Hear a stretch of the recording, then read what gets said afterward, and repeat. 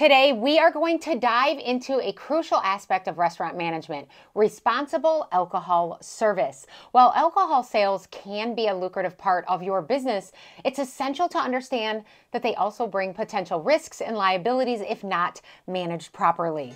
As we approach the holiday season with numerous parties and celebrations that are in the pipeline, it is a perfect time to highlight this topic. Amidst the festivities, it's all too common for some customers to overindulge, which can lead to disruptions not only that will harm your restaurant's reputation, but also it will put lives at risk. So on my show today, I am going to share some reminders and simple strategies on how to navigate these challenges effectively. Ultimately, of course, you want to avoid overserving your customers, which can be tough for bartenders and servers. They walk a fine line between ensuring a customer-friendly and enjoyable experience and enabling dangerous and destructive behavior. Here are some tips to prevent overserving. Any employee who will be serving alcohol should participate in some type of alcohol training. TIPS is one example of an online alcohol training and certification program that provides employees with the knowledge and confidence they need to recognize potential alcohol-related problems and intervene to prevent alcohol-related tragedies. With a focus on the prevention of underage drinking, intoxication, and drunk driving, a program like this should be a minimum training that your team receives.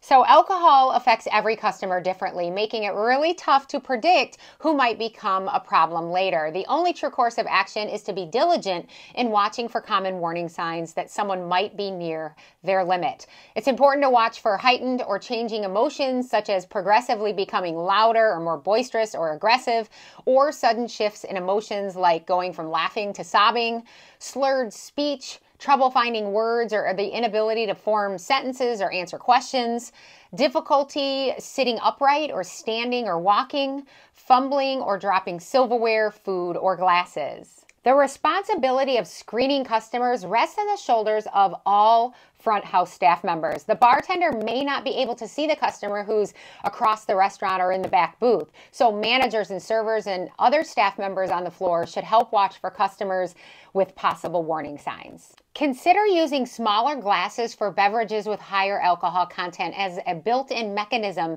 to slow consumption. If an employee feels uncomfortable at any point, they should be encouraged to ask a manager for assistance. They may need help determining if it's time to limit a customer's intake or if they should be cut off completely.